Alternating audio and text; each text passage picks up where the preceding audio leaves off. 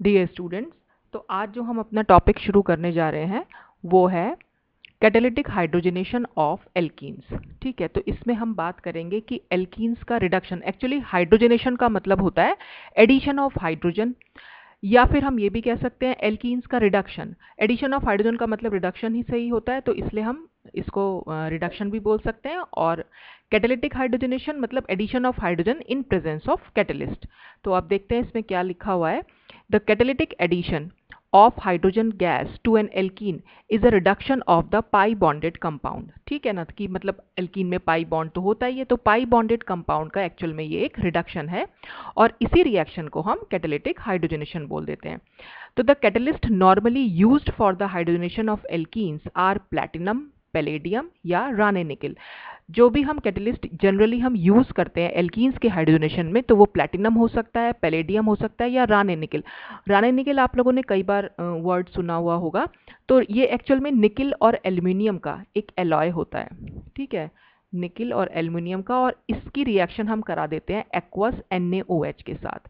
तो जो ये एल्युमिनियम होता है ये इस NaOH में डिसॉल्व हो जाता है, और जो हमें पाउडर्ड फॉर्म में निकल मिलता है उसी को हम राने निकल बोलते हैं। ठीक है, राने जिन साइंटिस्ट के नाम पर है, तो इसलिए इसका नाम राने निकल हुआ।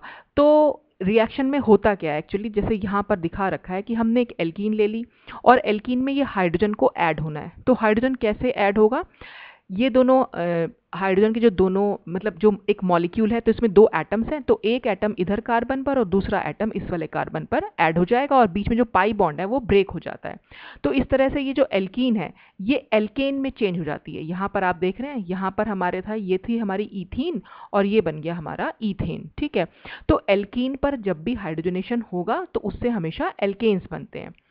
तो all of these catalysts allow the alkene and the hydrogen to be chemically adsorbed on the surface। इसमें होता क्या है कि कैटलिस्ट की सरफेस पर जो भी हमारा ये एल्कीन और हाइड्रोजन गैस है ये इसकी सरफेस पर एड्जॉर्ब हो जाते हैं। देखिए यहाँ पर वर्ड लिखा हुआ है एड्जॉर्ब। एक वर्ड होता है एब्जॉर्ब और दूसरा वर्ड होता है एड्जॉर्ब। तो ये जो एड्जॉर्ब है इसका मतलब होता है कि अगर कैटलिस्ट की सरफेस है तो इस पर जो भी हमारे रिएक्टेंट होंगे बस वो सरफेस तक ही रहते हैं। ठीक है, वो अंदर तक नहीं जाते। जैसे अगर मान लीजिए ये सरफेस है और मॉलिक्यूल जो हमारे रिएक्टेंट ये होते हैं अगर वो सरफेस के भी अंदर चले जाएं तो उसको हम बोल देते हैं एब्जॉर्प्शन, यानी ये AB।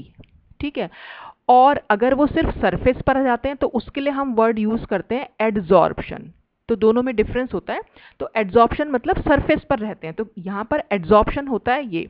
और केमिकली एड्जॉर्ब मतलब जो भी हमारे यहाँ पर हमने रिएक्टेंट लिया यानी कि एल्कीन और हाइड्रोजन लिया है वो इस कैटलिस्ट की मतलब या कैटलिस्ट के साथ केमिकल बॉन्डिंग बनाते हैं। कोई भी आयनिक बॉन्ड या कोवेलेंट बॉन्ड यहाँ पर फॉर्म हो सकता है।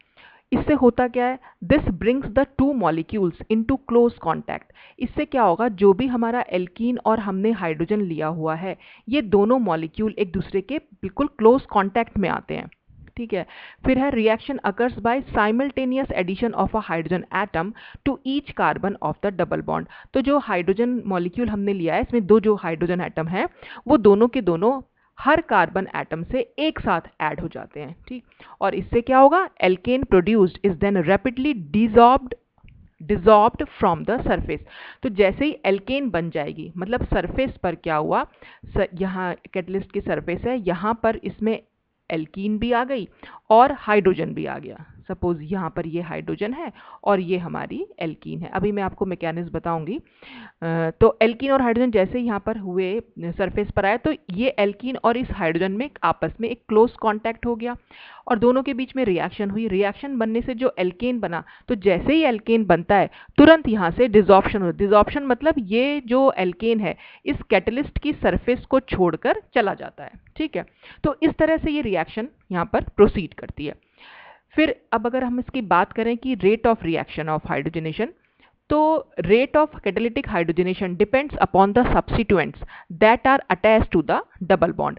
डबल बॉन्डेड कार्बन से कितने सब्स्टिट्यूएंट अटैच्ड हैं इस बात पर डिपेंड करता है इस हाइड्रोजनेशन का रेट।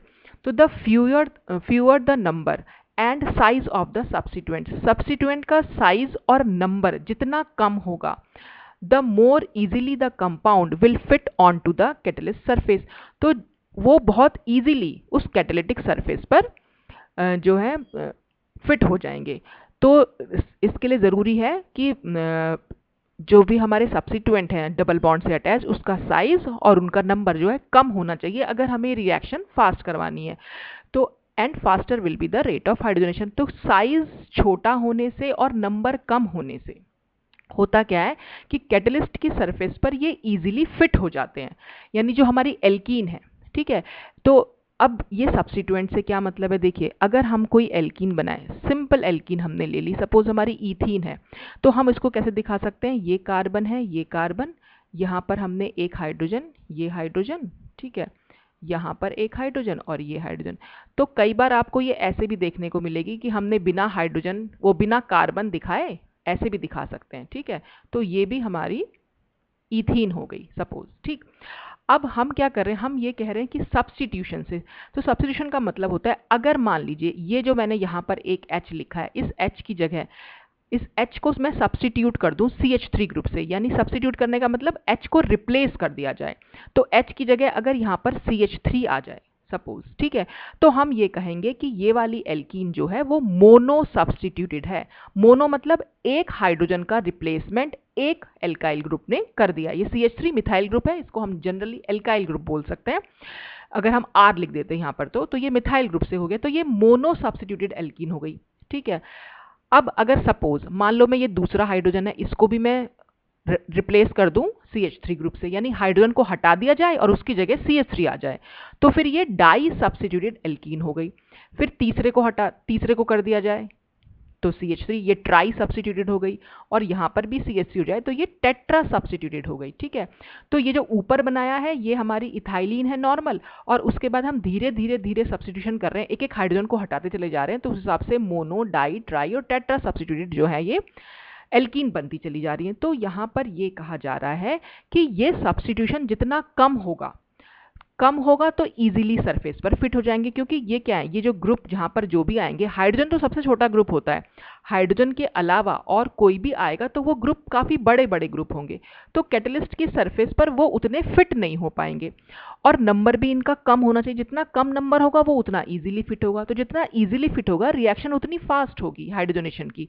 तो इसलिए हम ये कह रहे हैं कि रेट ऑफ हाइड्रोजनेशन अगर ज़्यादा है कराना है हमें, तो उसके लिए हमें चाहिए कि नंबर कम होना चाहिए और सब्स्टिट्यूएंट का साइज जो है वो छोटा होना चाहिए। तो इस बेसिस पर अगर हम hydrogenation relative rate of hydrogenation देखें एल्कीन्स का, तो उसका क्या ऑर्डर हो सकता है, वो ये सबसे ज़्यादा रेट इथाइलिन में होगा, उसके बाद मोनो सब्स्टिट्यूटेड, उसके बाद di, tri, tetra substituted double bonds, ठीक है। क्यों इथाइलिन, अगर आप देख रहे हैं ये सबसे ऊपर जो मैंने बनाया इथाइलिन, यहाँ पर कोई सब्स्टिट्यूशन है ही नहीं, तो ये तो बहुत इजीली फिट हो जाएगा वहां पर, ठीक है ना। तो इसलिए इसमें, और क्योंकि नंबर भी बहुत कम है, नंबर है ही नहीं, सब्स्टिट्यूशन तो यहाँ पर हो ही नहीं रखा है, तो इसलिए इथाइलिन का जो रेट ऑफ हाइड्रोजनेशन है वो सबसे ज़्यादा होता है, ठीक है।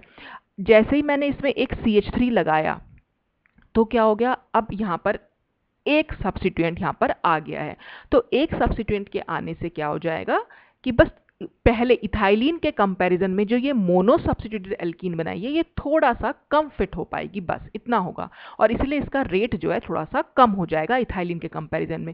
फिर इसी तरह से हम आगे डाई, ट्राई, टेट्रा के लिए एक्सप्लेनेशन दे सकते हैं। अच्छा, फिर इसी बेसिस पर यह भी लिखा है कि the selective hydrogenation of one double bond in the presence of another is often possible. इसलिए ऐसा होता है कि कई बार अगर एक कंपाउंड में हमें दो डबल बॉन्ड दिखाई दे रहे हैं तो कई बार उसमें से सिर्फ एक ही डबल बॉन्ड हाइड्रोजनेट हो पाता है।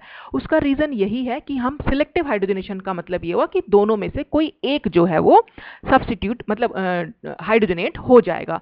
तो वो कैसे, जैसे हम यहाँ पर ये कंपाउंड बनाया हुआ है हमने, तो यहाँ पर आप देख रहे हैं एक डबल बॉन्ड तो ये बना हुआ है यहाँ, और एक डबल बॉन्ड यहाँ पर बना हुआ है। तो अब अगर हम इसका हाइड्रोजनेशन करा रहे हैं, हाइड्रोजन ले लिया हमने और कैटलिस्ट ले लिया, तो कौन सा वाला डबल बॉन्ड जो है वो इजीली हाइड्रोजनेट होगा, वो हम कैसे पता लगाएंगे। तो हमें सिर्फ यही देखना है कि उसमें सब्स्टिट्यूशन जो है सबसे कम हो। अब हमें कैसे पता चलेगा सब्स्टिट्यूशन सबसे कम है, देखिए जैसे ही आपको डबल बॉन्ड दिखाई दे, आपने क्या करना है, डबल बॉन्ड से हम एल्कीन को नॉर्मली, जैसे अगर इस तरह से दिखाना चाहूँ तो मैं एल्कीन को कैसे दिखा सकती हूँ, ऐसे ऐसे ये और ये, ठीक है ना। तो यही चीज आप यहाँ देख लीजिए, तो यहाँ आप देख रहे हैं इधर की साइड अगर जा रहा है तो यहाँ पर तो ये सब्स्टिट्यूशन हो रखा है, लेकिन इधर की साइड कोई बॉन्ड नहीं बन रखा। अगर कोई बॉन्ड नहीं बन रखा है तो आपको खुद से बनाना है और उस पर हाइड्रोजन लिखना है। हाइड्रोजन तो होता ही है, ये बात आप लोगों को पता होनी चाहिए वैसे, कि अगर मान लीजिए मैंने कोई चीज इस तरह से ऐसे लिख दी है तो इसका मतलब यहाँ पर क्या होगा, कार्बन तो सब जगह होना ही होना है। तो ये है हमारा कार्बन, और क्योंकि कार्बन के 4 बॉन्ड होते हैं और यहाँ पर हमें सिर्फ एक बॉन्ड दिखाई दे रहा है, तो इसका मतलब इसके पास बाकी जो होंगे 3 वो हाइड्रोजन होंगे। तो ये CH3 ग्रुप होगा यहाँ पर। और अगर कोई पूछे यहाँ पर क्या ग्रुप है, तो कार्बन तो है ही है, ठीक है, लेकिन यहाँ पर कार्बन के हमें 2 बॉन्ड दिखाई दे रहे हैं। तो कार्बन के कुल मिलाकर 4 बॉन्ड होते हैं। तो जितने बॉन्ड हमें दिख रहे हैं वो तो ठीक है, लेकिन जो नहीं दिख रहे होते हैं उसका हम हाइड्रोजन बना लेते हैं। तो 2 बॉन्ड दिख रहे हैं, 2 नहीं दिख रहे हैं, तो इसलिए ये CH2 ग्रुप है। ये भी हमारा CH2 ग्रुप है, ये भी हमारा CH2 ग्रुप है, और ये हमारा CH3 ग्रुप है। तो उसी बेसिस पर आपको यहाँ देखना है कि ये जो आपको यहाँ पर ये डबल बॉन्ड तो था ही, एक बॉन्ड तो आपको दिख रहा था, तो यहाँ पर ये जो पोर्शन है ना, ये कार्बन है यहाँ पर, जो आपको यहाँ पर शो नहीं कर रखा है। ये जितने भी पॉइंट्स हैं ये सब कार्बन को शो कर रहे हैं। ये आप लोगों को पता होना चाहिए वैसे, तो अगर नहीं पता है तो मैं बता रही हूँ। तो कार्बन के यहाँ पर आपने कितने बॉन्ड देखे, 1 बॉन्ड ये, 2 बॉन्ड ये, और 3 बॉन्ड यहाँ दिख रहा है। तो चौथा बॉन्ड आपको नहीं दिख रहा है, तो चौथा बॉन्ड वो हाइड्रोजन है। और उसको बनाना किधर की साइड है, क्योंकि हमें इस शेप में बनाना है, तो एक साइड तो आपने बना, ये पूरा रिंग जुड़ी हुई है, दूसरी साइड आपको खुद से बना देना है। तो एक हाइड्रोजन यहाँ दिख गया। अब यहाँ देख लीजिए, यहाँ पर भी कार्बन है, लेकिन यहाँ कार्बन के सिर्फ 2 ही बॉन्ड दिखाई दे रहे हैं, तो इसका मतलब 2 हाइड्रोजन है। अब उन हाइड्रोजन को हमें दिखाना कैसे, आप इसी शेप में बनाइए जैसे मैंने यहाँ बना रखा है, ठीक। तो एक हाइड्रोजन हमारा यहाँ हो जाएगा और एक हाइड्रोजन हमारा यहाँ हो जाएगा, ठीक। अच्छा, तो यहाँ पर आपने देखा सब्स्टिट्यूशन कितना है, ये कौन सी एल्कीन हो गई, ये मोनो सब्स्टिट्यूटेड हो गई, क्योंकि इसमें 3 हाइड्रोजन तो आपको दिखाई दे ही रहे हैं, एक ही तो नहीं दिख रहा, कुल मिलाकर 4 हाइड्रोजन होते हैं एल्कीन में, ठीक है, मतलब इथीन का जो हम नॉर्मल देखते हैं। तो यहाँ पर हम इसको कहते हैं कि ये मोनो सब्स्टिट्यूटेड है। अब आ जाइए नीचे वाले डबल बॉन्ड पे, देखिए ये वाला डबल बॉन्ड अगर मैं देखूं तो यहाँ पर एक सब्स्टिट्यूशन तो ये हो ही रखा है, क्योंकि ये पूरी रिंग है। यहाँ पर ये अगर आप देखें, यहाँ पर क्या चीज़ होगी, यहाँ पर एक कार्बन तो है ही, कार्बन के यहाँ आपको 2 बॉन्ड दिख रहे हैं, तो 2 जो नहीं दिख रहे हैं इसका मतलब वो CH2 है। तो इससे ये पता चला कि इधर की साइड सब्स्टिट्यूशन है। अब इधर की साइड तो कुछ नहीं था, तो यहाँ पर एक H है, ठीक। अब ये जो दिखा रखा है नीचे की साइड वाला बॉन्ड, ये नीचे की साइड वाला बॉन्ड है, सिर्फ एक बॉन्ड दिख रहा है, इसका मतलब यहाँ पर एक कार्बन है और बाकी के 3 हाइड्रोजन है, यानी कि ये मिथाइल ग्रुप है। तो जब भी आपको इस तरह का स्ट्रक्चर दिखाई दे यहाँ पर ये सब कुछ, वो CH3 होता है, ठीक है, ये हमारा CH3 हो गया। ओहो, ठीक। अब ये कौन सी सब्स्टिट्यूशन हो गया, ये हमारी ट्राई सब्स्टिट्यूट होगी। नीचे वाली हमारी एल्कीन जो है वो ट्राई सब्स्टिट्यूटेड है, ऊपर वाली हमारी मोनो सब्स्टिट्यूटेड है।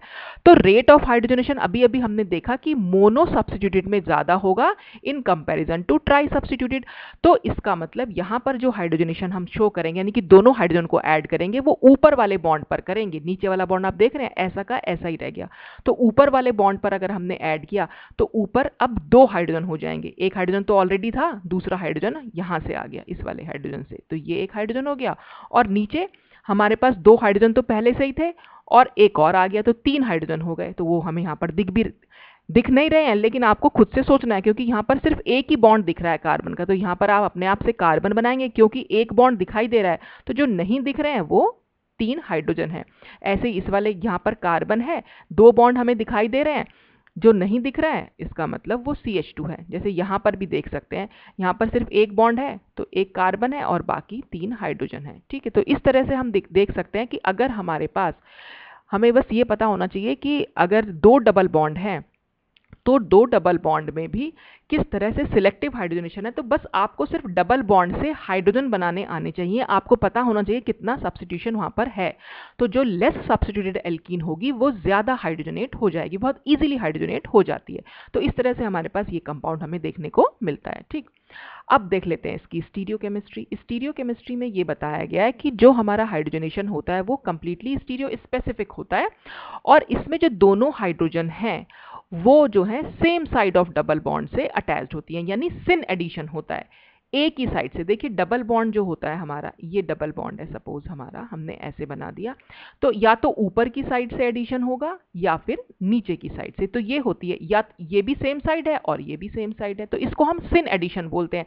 या तो दोनों हाइड्रोजन ऊपर से आएंगे तो सिन एडिशन है, या दोनों हाइड्रोजन नीचे से आएंगे तो भी ये हमारा सिन एडिशन कहलाएगा। ठीक, तो इसमें हमेशा हमें सिन एडिशन देखने को मिलता है। अब इसमें आगे क्या लिखा हुआ है कि जो अगर सपोज हमने कोई सिस एल्कीन ले ली, तो उसका अगर हम सिन एडिशन दिखाएंगे तो हमें हमेशा मीजो कंपाउंड मिलेगा। ठीक, और अगर हम ट्रांस डेरिवेटिव ले लेंगे उसी एल्कीन का तो हमें रेसिमिक मिक्सचर यहाँ देखने को मिलता है। तो ये कंप्लीटली स्टीरियो स्पेसिफिक होती है कि एक ही कंपाउंड का हमने सिस लिया है, उसी कंपाउंड का ट्रांस, तो सिस हमेशा एक ही टाइप का कंपाउंड, यानी सिस हमेशा मीजो ही देगा और ट्रांस हमेशा रेसिमिक देगा। ये बात मैंने आपको बहुत स्टार्टिंग में अपने वीडियो में बताई भी थी, इलेक्ट्रोफिलिक एडिशन, जब आपको समझाया था कि सिस है, सिस के लिए हमने सी लिख दिया और इसका हम करा रहे हैं सिन एडिशन। तो सिन में कुछ चेंज तो होना ही नहीं, तो सिस से हमेशा हमें सिस ही मिलेगा। और ट्रांस अगर हम करा रहे हैं और सिन करा रहे हैं उसका एडिशन, तो हमेशा हमें ट्रांस ही मिलेगा, स्ट्रक्चर जो आगे जाके मिलेगा। क्योंकि यहाँ पर हमें क्या मिल रहा था इस वाले से, सिन से मैंने आपको ये बताया भी था कि सिस में सिन एडिशन जब कराते हैं तो हमें इरिथ्रो आइसोमर्स मिलते हैं। ठीक है, और इसमें हमें थ्रियो आइसोमर्स मिलते हैं, और थ्रियो जो होते हैं वो ट्रांस आइसोमर्स होते हैं। अभी हम नीचे देखेंगे कैसे, ये हालांकि बहुत बार मैं पहले भी डिस्कस कर चुकी, बहुत बार ये आ चुका है। जैसे सपोज हमने ये वाली एल्कीन लिखी है, ये एल्कीन कौन सी है, ये सिस एल्कीन है। क्यों? क्योंकि डबल बॉन्ड से सेम साइड पर फिनाइल ग्रुप जुड़ा हुआ है और डबल बॉन्ड से दूसरी साइड पर, वो भी सेम साइड पर, मतलब सिमिलर ग्रुप है, एक साइड पर सिमिलर ग्रुप्स हैं, तो ये सिस है हमारा। ठीक, इस पर सपोज हमने अपना ये हाइड्रोजनेशन कराया, तो हाइड्रोजनेशन से आप देख रहे हैं यहाँ पर जो H आया वो दोनों वो सेम साइड पर ही आ गया। ठीक है, तो ये जो हमारा एक्चुअल में ये इरिथ्रो आइसोमर्स होते हैं। तो अब ये एक्चुअल में मीजो कंपाउंड हुए। अब मीजो कैसे हमें मालूम पड़ता है, देखिए जैसे ही हमने इस पर हाइड्रोजन ऐड कराया, हमारी जो दोनों कार्बन है वो एसिमेट्रिक यानी कि कायरल कार्बन बन गई। यानी ये वाली कार्बन, एक कार्बन से चारों के चारों हमारे डिफरेंट ग्रुप जुड़े हुए हैं। ये पहली वाली कार्बन को अगर आप देखें तो इससे एक हाइड्रोजन जुड़ा हुआ है, एक CH3, एक C6H5, और ये पूरा नीचे वाला पूरा का पूरा ग्रुप, और ऐसे ये वाली है नीचे वाली भी। तो दोनों ही कार्बन जो है हमारी एसिमेट्रिक कार्बन है। जैसे ही हमारे पास एसिमेट्रिक कार्बन एटम आती हैं तो हमें हमेशा ये सोचना चाहिए कि क्या वो इनेंशियोमर बनाएंगी या वो मीजो कंपाउंड होगा। मीजो कंपाउंड कब होता है, जब कंपाउंड में प्लेन ऑफ सिमेट्री होती है। और इसमें प्लेन ऑफ सिमेट्री कहाँ पर है, प्लेन ऑफ सिमेट्री क्या है कि वो जो मॉलिक्यूल को इक्वल हाफ्स में डिवाइड कर दे। जो मैंने यहाँ डॉटेड लाइन बना दी, सपोज यहाँ पर एक मिरर लगा दिया जाए, तो अगर मैं यहाँ एक मिरर लगा दूं तो ये वाला जो ऊपर वाला हाइड्रोजन है वो हमें नीचे दिखाई देगा, ये जो C6H5 है वो हमें यहाँ दिखाई देगा, ये CH3 इस CH3 की जगह पे दिखाई देगा। तो सब ये एक दूसरे को रिफ्लेक्ट कर रहे हैं, तो इसलिए यहाँ पर प्लेन ऑफ सिमेट्री है। तो जहाँ पर प्लेन ऑफ सिमेट्री होती है वो कंपाउंड्स हमारे मीजो होते हैं। तो ये हमारा मीजो कंपाउंड बन गया। अब ये कंपाउंड, इससे आपको ये मीजो बनाना कैसे है, ये मैंने आपको कई बार पहले भी समझाया हुआ है कि हम मीजो कैसे बना सकते हैं। तो देखिए पहले मैं इरेज कर देती हूँ।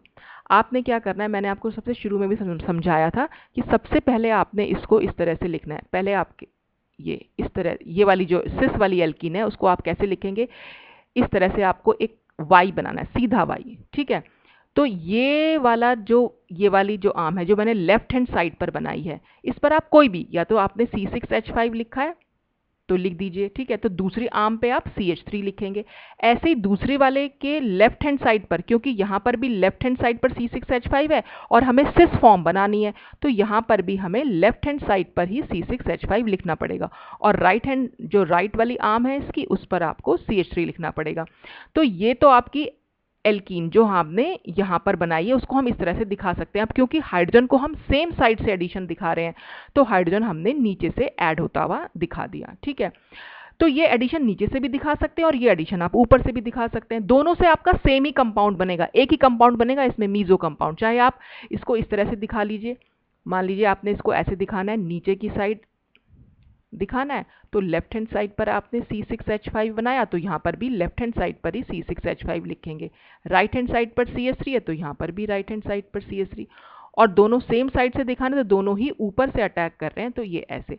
तो इस वाले स्ट्रक्चर को अगर आपको यहाँ फिशर प्रोजेक्शन में चेंज करना है, जो भी हमने इसका ये सॉहर्स फार्मूला बनाया, हमेशा एल्कीन को सॉहर्स फार्मूला में बनाइए और उसको सीधे वाई में चेंज करना होता है। तो ये हमारा उल्टा वाई बन के आ रहा है, तो उल्टे वाई को आप हमेशा सीधे वाई में चेंज करना होता है। तो इससे अच्छा है कि आप डायरेक्टली आप इसको सीधे वाई में ही बनाइए, फिर आप इसको इसमें चेंज कर सकते हैं।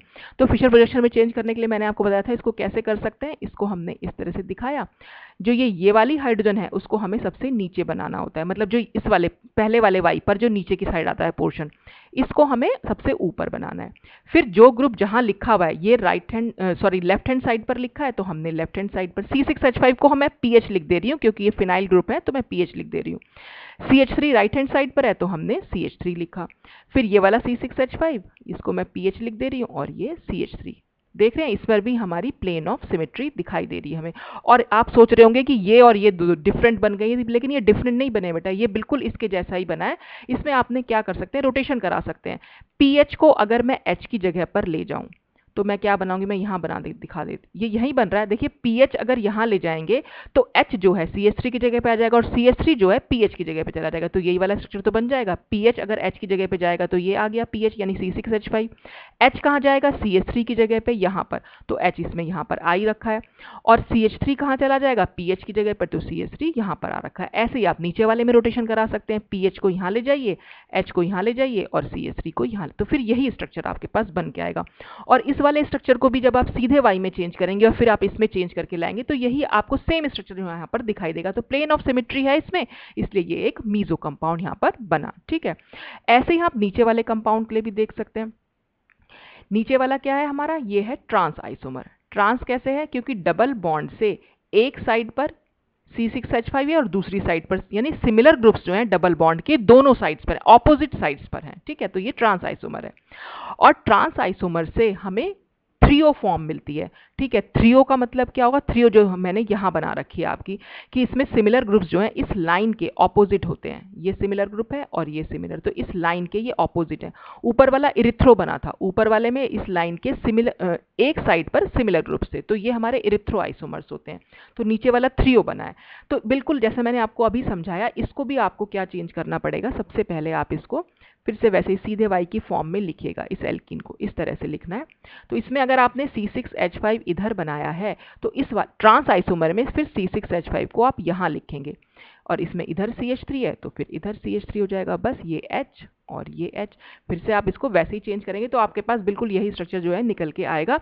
अब यहां पर इसका, अब आपने देखा कायरल कार्बन है, दोनों कार्बन कायरल हैं, लेकिन इसमें कहीं कोई प्लेन ऑफ सिमेट्री नहीं है। अगर ये प्लेन ऑफ सिमेट्री नहीं है तो ये मीजो कंपाउंड नहीं है, और मीजो कंपाउंड नहीं है तो इसका कोई ना कोई इनैंशियोमर जरूर बनेगा। ठीक है, तो इनैंशियोमर हम कैसे बनाते हैं, आपको कुछ भी नहीं करना, मैंने प्लस इनैंशियोमर लिखा हुआ है, आपको सिर्फ इसकी मिरर इमेज बना देनी है। मिरर इमेज मतलब यहां पर आपने मिरर रखा।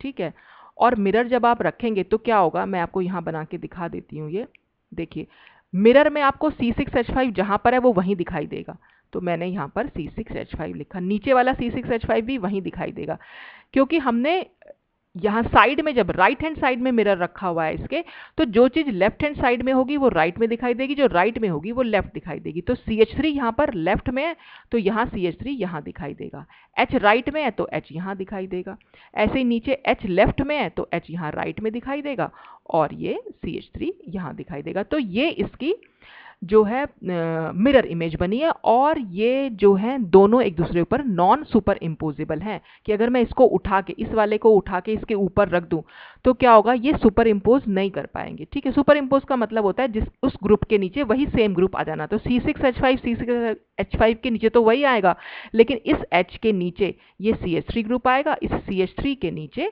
ये वाला H आएगा, और ऐसे ही आप इन दोनों के बारे में भी सोच सकते हैं। ठीक है, तो ये इनैंशियोमर्स बनते हैं यहाँ पर।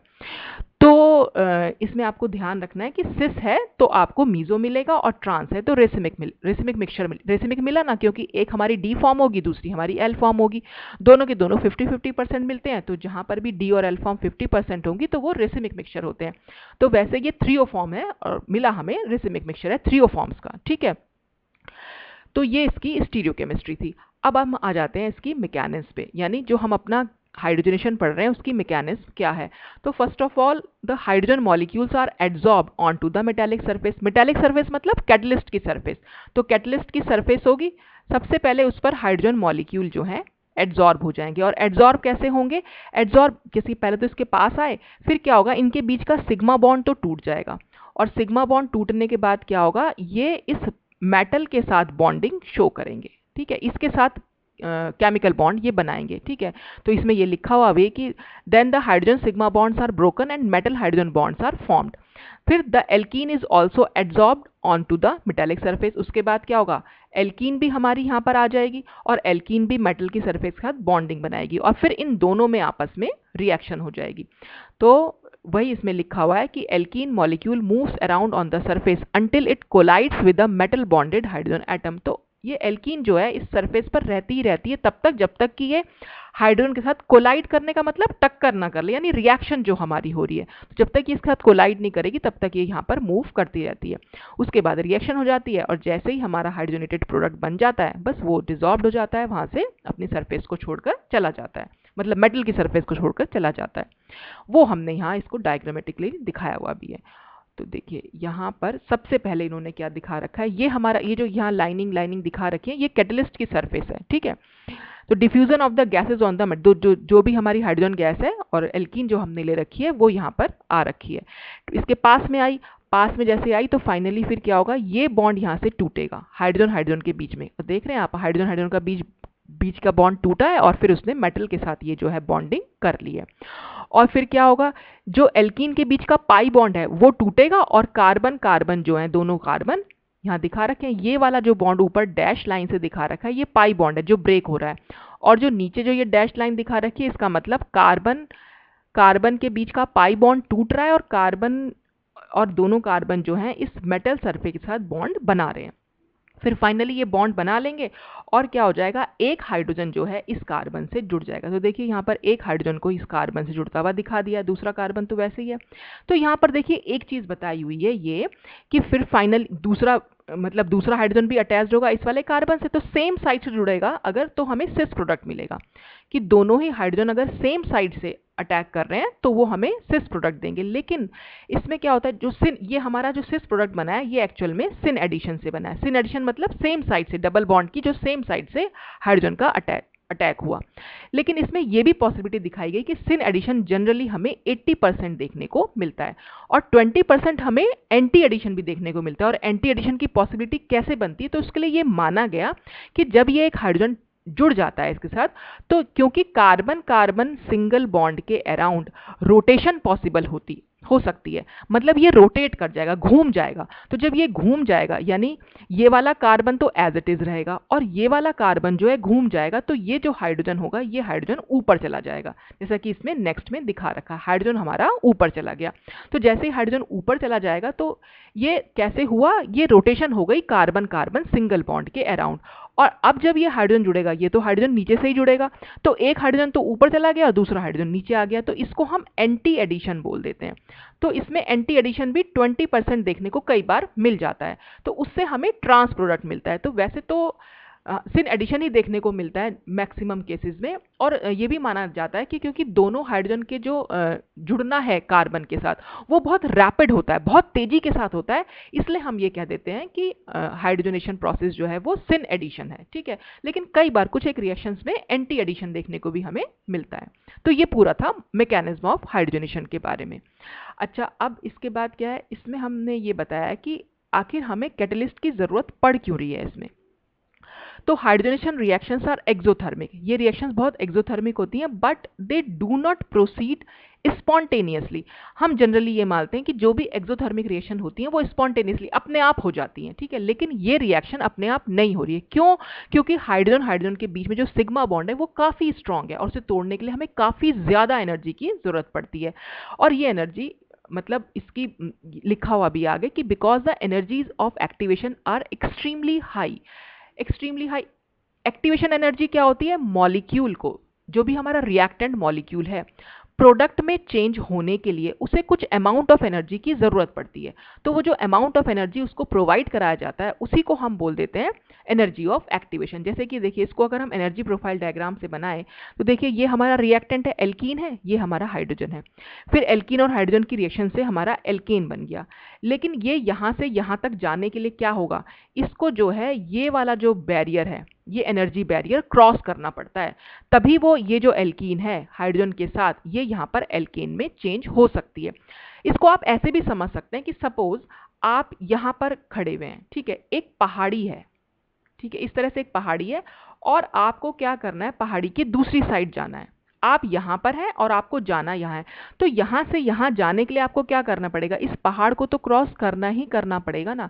तो ठीक यही बात मॉलिक्यूल के लिए भी होती है, रिएक्टेंट मॉलिक्यूल के लिए। जो रिएक्टेंट मॉलिक्यूल्स होते हैं उन्हें अगर प्रोडक्ट में चेंज होना होगा तो वो इस एनर्जी बैरियर को क्रॉस करके ही वहां पर पहुंच सकते हैं। तो ये जो एनर्जी बैरियर होता है, यानी जितनी एनर्जी की उन्हें ज़रूरत है, जो उस एनर्जी बैरियर को हम बोल देते हैं एनर्जी ऑफ एक्टिवेशन। तो यहाँ पर एनर्जी ऑफ एक्टिवेशन जो है ये उस रिएक्शन के लिए जब हमने कैटलिस्ट को यूज़ नहीं किया हुआ है, ठीक है। अब कैटलिस्ट क्या करता है, तो हमने यहाँ लिखा हुआ कि एनर्जी ऑफ एक्टिवेशन हाइड्रोजनेशन की बहुत ज़्यादा हाई है, तो अगर हम उसको हीट भी कर दें, heating can not supply the energy needed to get the molecules to the transition state. ये जो स्टेट यहाँ पर बनती है इसको हम ट्रांजिशन स्टेट बोल देते हैं, ठीक है।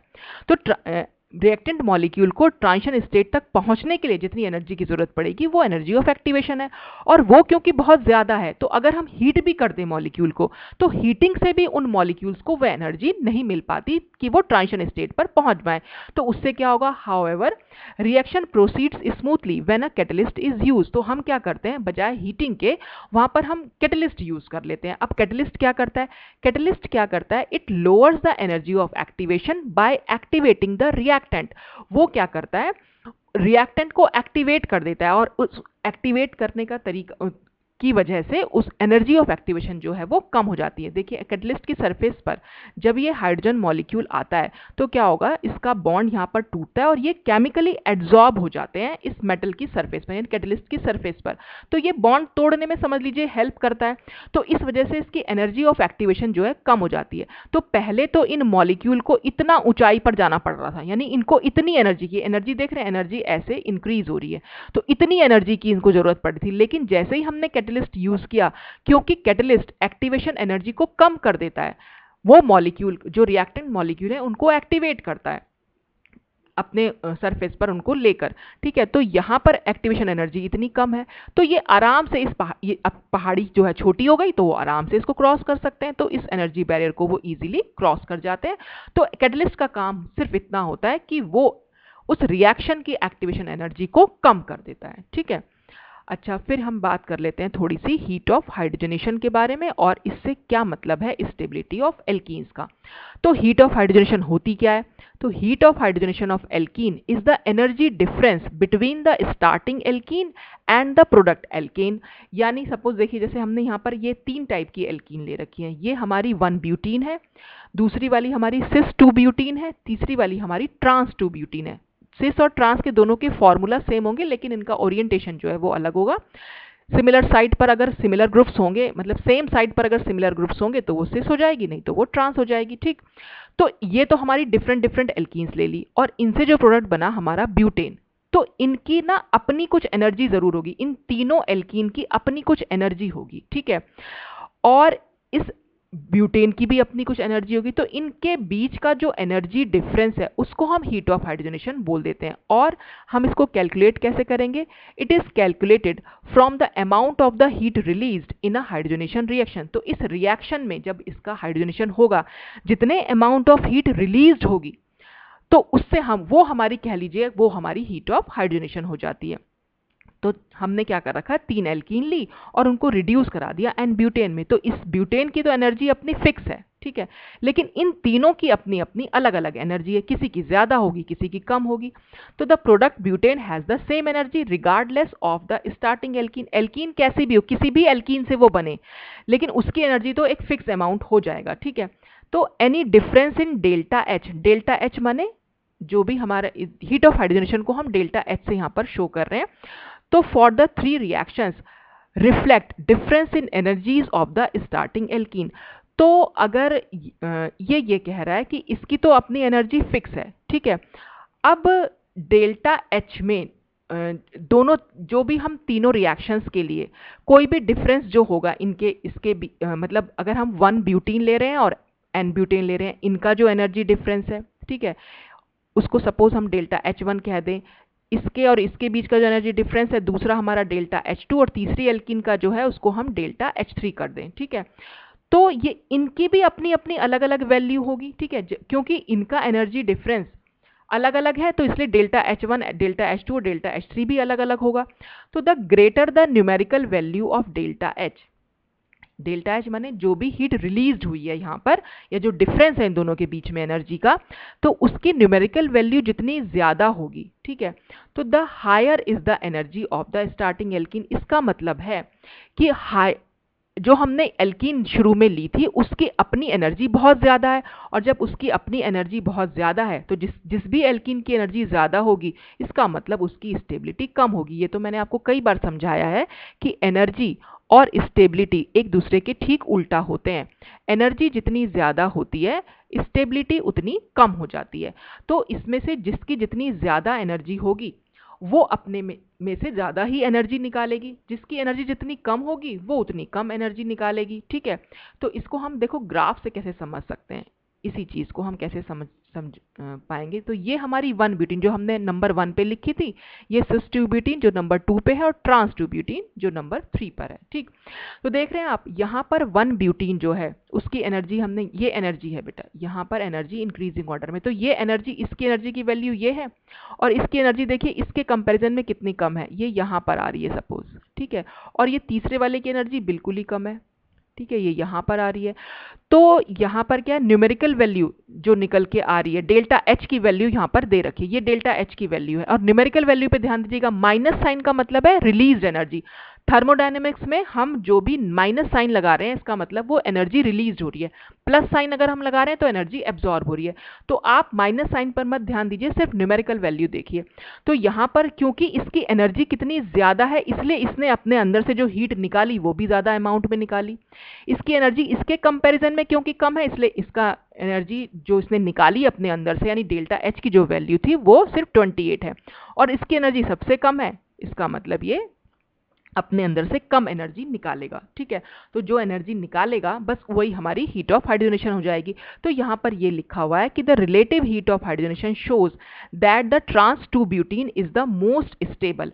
ट्रांस 2 ब्यूटीन की वैल्यू जो है वो मतलब ट्रांस 2 ब्यूटीन जो है वो सबसे ज़्यादा स्टेबल है। एक तो हमने कैसे पता लगाया, क्योंकि उसकी एनर्जी, खुद की एनर्जी कितनी कम है वो हमें यहाँ दिख रही है।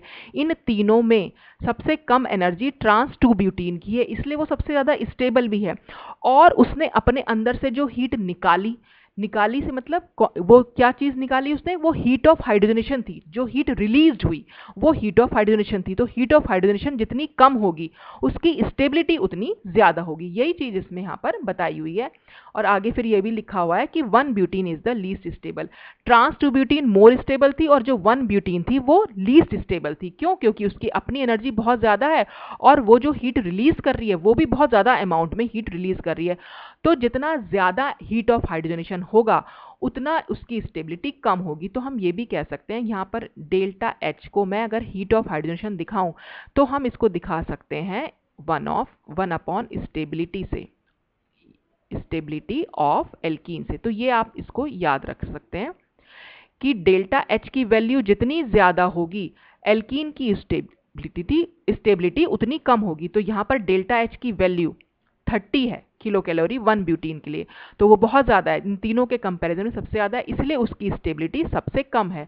और यहाँ पर अगर आप देखें तो 27.6 है ट्रांस 2 ब्यूटीन के लिए, तो उसकी डेल्टा H की वैल्यू सबसे कम है, इसलिए उसकी स्टेबिलिटी बहुत ज़्यादा है। तो thus on the basis of heat of hydrogenation the stability order of different substituted alkene is as follows. तो टेट्रा सब्स्टिट्यूटेड जो होती है वो हमारी सबसे ज़्यादा स्टेबल होगी, फिर ट्राई होगी, फिर डाई होगी, फिर मोनो, फिर इथाइलिन। इथाइलिन जो है सबसे कम स्टेबल होती है। और इसको हम कैसे समझ सकते हैं, देखो हीट ऑफ हाइड्रोजनेशन से तो बता ही सकते हैं। दूसरा मैंने आपको हाइपर कॉन्जुगेशन मैंने आपको करवाया हुआ है, अगर आपने वो वीडियो नहीं देखी है तो उसकी हेल्प से हम सबसे ज़्यादा ईजी तरीके से बता सकते हैं कि हीट ऑफ हाइड्रोजनेशन तो है ही है, लेकिन हाइपर कॉन्जुगेशन की वजह से भी देखिए डबल बॉन्ड है ये। ठीक है, मैंने आपको बताया था हाइपर कॉन्जुगेशन के वीडियो में कि डबल बॉन्डेड कार्बन से अटैच्ड कार्बन यानी अल्फा कार्बन, ये हमारा अल्फा कार्बन है, ये तो डबल बॉन्ड वाले कार्बन हो गए दोनों। पहला कार्बन अल्फा कार्बन है, उससे जुड़े हुए हमें अल्फा हाइड्रोजन देखने होते हैं, और अल्फा हाइड्रोजन का नंबर जितना ज़्यादा होता है एल्कीन उतनी ज़्यादा स्टेबल होती है। ठीक है, तो हमारा जो आंसर हीट ऑफ हाइड्रोजनेशन के बेस पर आया वो ट्रांस के लिए मोस्ट स्टेबल आया। अब हम देखते हैं कि क्या हमारा हाइपर कॉन्जुगेशन से भी यही आंसर आ रहा है और यही आएगा।